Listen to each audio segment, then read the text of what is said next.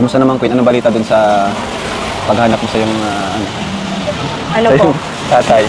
maganda rin po kasi ang dami na rin pong nag-ano sa amin na ano daw po, baka po may kilala daw po sila Kasi doon. maraming connection, maraming ano. Marami po nagtatanong kung ano daw po tunay na pangalan kasi baka daw po kapitbahay lang nila. Yes, Ganun po. Opo. So, ano naman pakiramdam, Queen, na ayan, maglag ka ng kalingap and marami yung sumuporta sa'yo. Maraming positive comments. Opo. Sobrang saya po eh. Opo. Maganda po. Hindi ko rin po inaasahang marami po talagang maruro. Kasi ano po eh, para lang naman po. Buti ano, no? Natuto kang ano.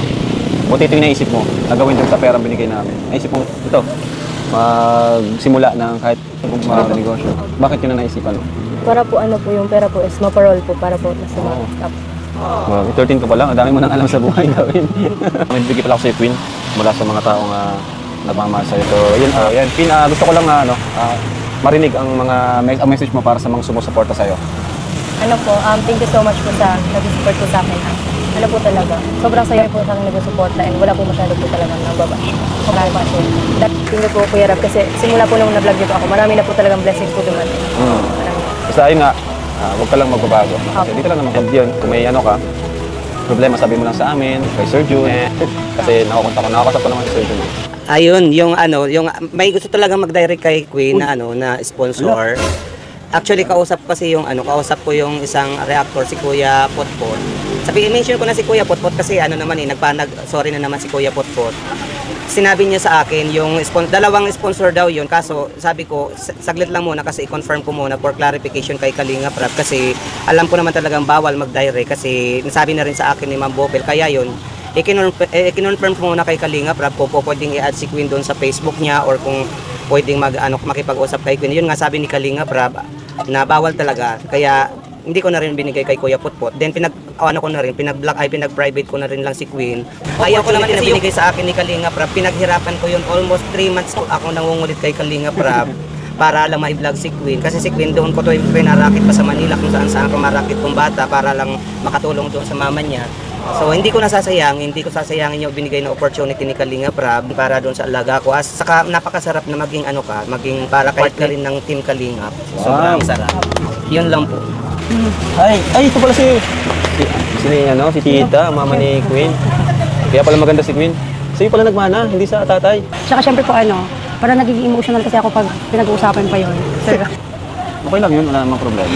Opo. Bakit po? Syempre kasi looking back, parang, alam mo yun, yung career ko nasira dahil sa kanya. Okay. Pero po ang pinanganak ko naman. Pero wala naman po kayo pinagsisihan. Okay lang, sisikan. Wala naman po. Yun lang, hindi namin siya nakita na. Saan na kaya yun?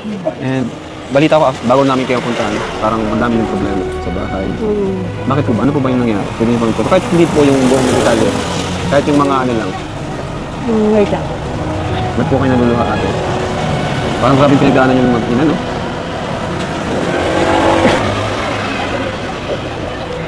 Parang grabe pinagdaanan yung paano nyo nalampasan po? Actually po, nagpapatatag na lang talaga ako pero ang hirap po talaga ng pinagdadaanan namin. Bali, ako lang talaga nagpapalaki sa kanila tapos po, nagkaroon kasi ako ng pinakasama. Nagkaroon ka ng pinakasama? Pero ang kagandahan naman po doon, pinatira naman nila kami sa bahay niya na pinagawa. Tapos po kasi nasa hospital siya. Kaya hindi ko alam kung anong nangyayari. Tapos po, pinapaalis na kami doon sa pinatira namin ng mga anak. Hindi kayo inaano po? Pinapunta ng anak? Opo, hindi po kami ina-allowed na pumunta.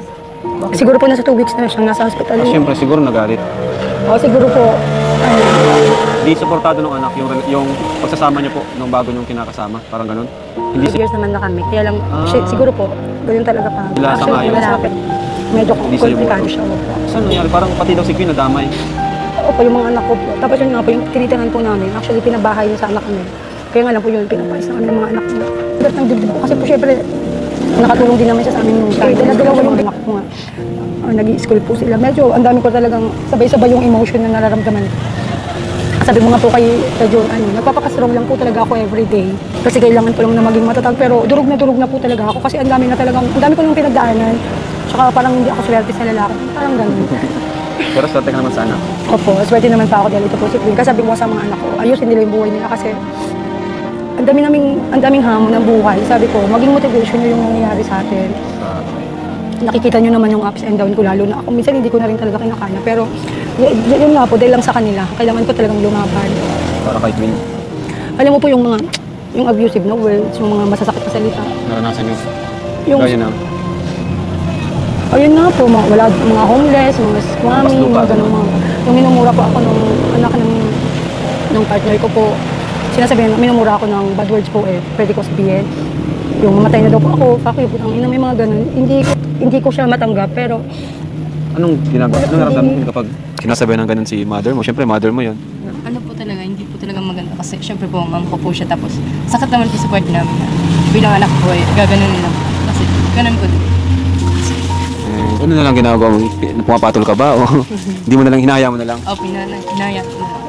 Kinabubutihan mo na lang sa iyong sarili, ganun, sa pag-aaral mo. Pinapos- So, ano kasi yung anak niyo po na si Queen is napakagaling, no? Maganda na, matalino pa. Pero